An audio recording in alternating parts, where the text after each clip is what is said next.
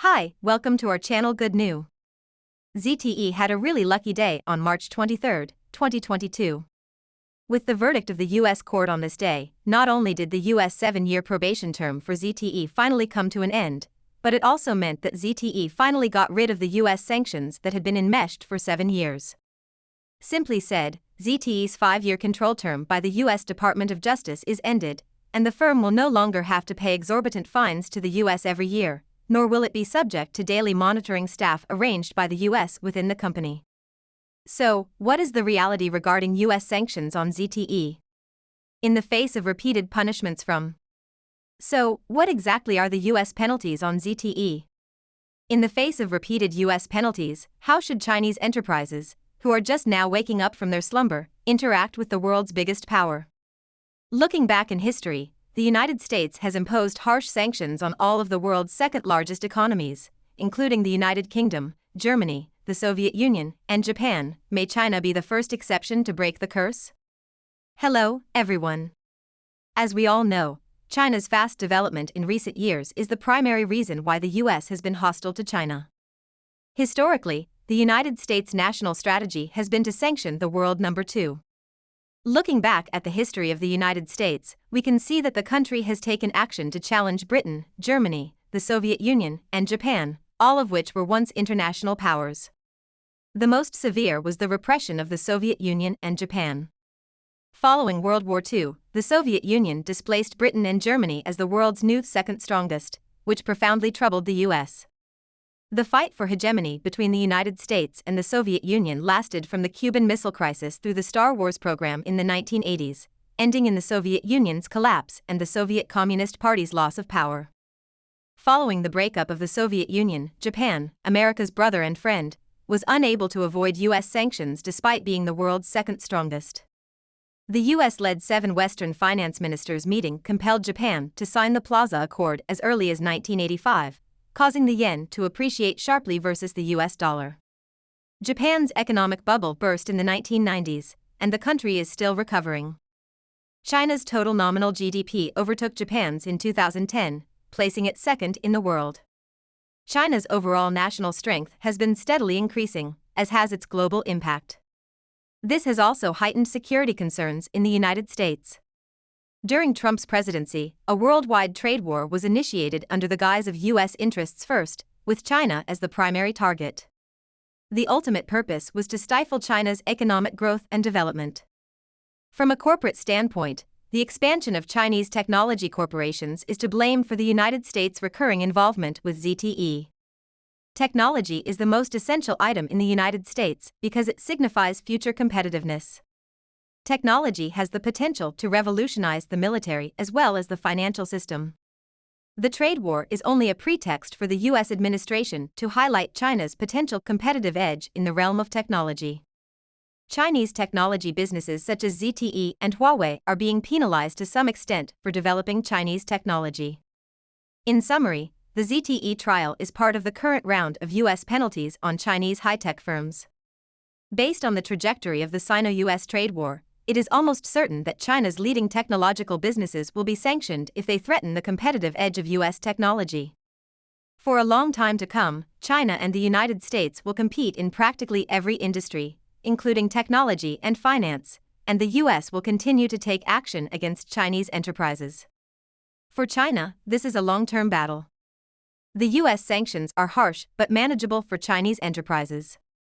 Indeed, the multiple technology monopolies established by the U.S. and its allies over Chinese corporations have sounded the alarm for Chinese firms. On the one hand, following the Sino-US trade war, Chinese enterprises are more concerned with compliance, and the basis of integrating into the world is to comply with global norms. Taking ZTE as an example, despite the fact that the massive fine has hampered the company's development, ZTE insisted on compliance as the cornerstone of the company's strategic development after 2018. As a result, ZTE has the confidence and fortitude to steadfastly defend the company's lawful rights and interests in the face of court conflicts in the United States. Due to the monopoly of American chips and other high-tech sectors, Chinese technology companies place a greater emphasis on R&D and patents. ZTE, Huawei, Xiaomi, Gree, and other technological and industrial enterprises, for example, have expanded their R&D spending year after year. According to the European Union's 2021 Global Industry R&D Investment Top 2500 report, the number of Chinese enterprises on the list has expanded dramatically, with China placing second in the world. The number of Chinese firms among the 2,500 was 597, a rise of 61 over the previous year, second only to the United States with 779. Huawei, Alibaba, Tencent, Baidu, ZTE, and other Chinese corporations are among the top 15 in terms of R&D spending. Furthermore, following the Sino-US trade war, many Chinese technology firms have a better knowledge of how to leverage this round of sanctions to obtain a head start in corporate development, transforming passive into active. Especially ZTE, Huawei, Xiaomi, and other firms caught in the crossfire of sanctions. After being banned by the US as a Chinese military business in January 2021, Xiaomi vowed to sue the US Department of Defense.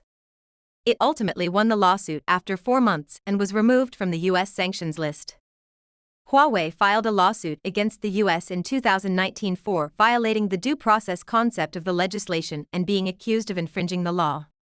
TikTok filed a lawsuit against the US government for unjust treatment in 2020. Overall, in the backdrop of the Sino-US trade war, Chinese technology businesses' robust retaliation is growing into a crucial strategic move for Chinese enterprises to start legal rights defense against the overbearing US government. Since the establishing of diplomatic ties and the signing of a bilateral trade agreement between China and the United States in 1979, commerce has grown significantly, although tension has persisted.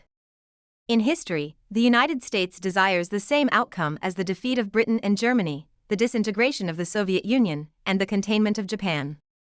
As a result, China must be vigilant in the face of the US trade war.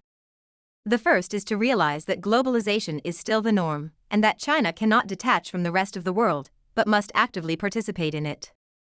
Experts say that China's economy has profited from 3 dividends throughout the previous 40 years of reform and opening up: the opening up dividend in the 1980s, the demographic dividend in the 1990s when migrant workers joined the city, and the WTO dividends after 2000.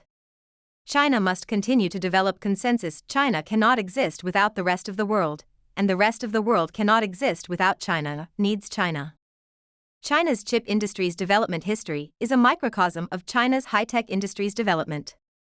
Because of its superior 5G technology, Huawei was sanctioned by the US following the ZTE incident.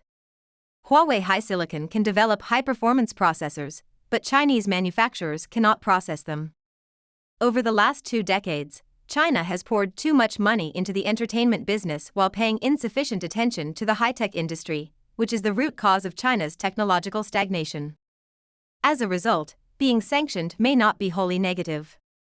At the very least, Chinese enterprises are beginning to wake up, as are the people, and the government is making every effort to encourage the growth of high-tech sectors. Do you concur with me? Thanks for having your watching in this video. You can add your ideas or suggestions below. Please keep following our channel and like our videos.